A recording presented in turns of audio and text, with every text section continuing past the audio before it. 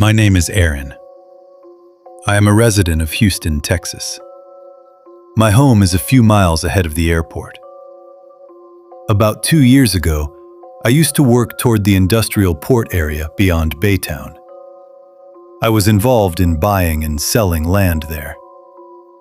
I had a few friends with me, and because of the land dealings, we often visited different properties. When a person travels, meets people, and handles work, food and tea go along with it. We had a partner who was a local Texan. He was very experienced in land matters and knew many property units. He had been living there for a long time. One of my friends introduced me to him, and we used to work together. Our office was right on the main road near the port area. From there, we would go inside toward different lands whenever needed. About 7 to 10 miles inside, there was a small rural town. After sunset, it would feel like midnight by 12 or 1 a.m. There was no proper transport there. It was a small town. Inside, there were only a few places: a diner, a small convenience store, and a snack stall where fries and small items were made in the evening. The environment was such that if you wanted to meet someone in the town, you would sit at the diner and tell them whose house you wanted to visit. They would send a child to call that person, and he would come. My routine was similar. Often we would get late, and I would drop my partner at his town because there was no transport. One winter evening, it got dark early. I reached there and sat down. My partner had not come because he was unwell. I thought I would finish work and visit him as well. When I reached, I was treated like a local there. A few people met me, asked how I was. We chatted. After about half an hour, my partner arrived. We sat and started talking. Then a boy, around 16 or 17 years old, came and whispered something in his ear. I asked, "Is everything okay?" He said, "Yes, everything is fine." I insisted. The boy looked worried, and my partner looked worried too. He said, "The boy's brother is very sick. There is no taxi or car in the town. They are asking if you could drop them to the highway or hospital." I asked, "Do you know them?" He said, "They are from the town." I said, "If you say so, I will drop them." He sent the boy to call them. The boy came back and sat in my car. One of my friends also sat with me in front. We drove behind the houses to the last point where the car could go. It was getting slightly dark.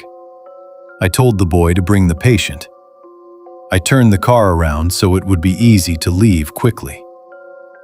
After a few moments, I saw a woman, around 35 to 38 years old.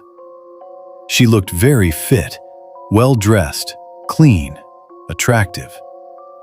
She had one arm around a young man and was bringing him toward the car. The same boy was holding him from the other side. I opened the back door. They sat inside. I asked, "Where do you want to go?" They named a hospital about 10 miles past the highway.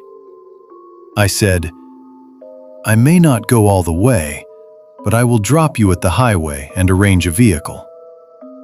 They thanked me. I started the car. As soon as we reached the main road, I felt my left shoulder becoming numb. I moved my arm slightly. I thought it was tiredness. But within moments, the numbness increased. I adjusted the rearview mirror to see them. The woman was sitting directly behind my left shoulder. She was leaning back calmly. Then, she leaned forward and blew toward my shoulder. From my neck down to my shoulder, I felt it. She did it again and again. My body reacted. Goosebumps, I started reciting verses, then the other verses. When I recited, she also started moving her lips. I was reading from the beginning. She was reading from the end. We collided in recitation. My mind felt confused for a moment. I continued reciting. She matched me again. This happened again and again. I increased the speed of the car. Finally, we reached near the highway. I stopped the car in an empty spot. I stepped out. My friend came out and asked, "Is everything okay?" I said, "Tell them to get out." They insisted to go further. I refused. They agreed to step out. The woman got out. She walked around toward my side.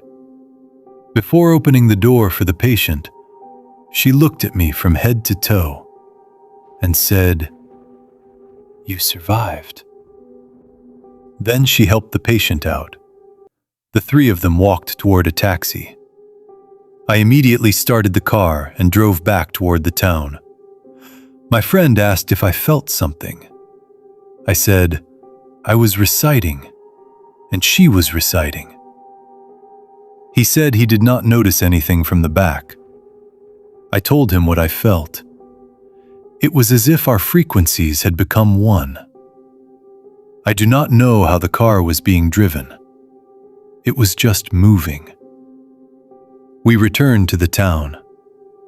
That incident was one of the most terrifying events of my life.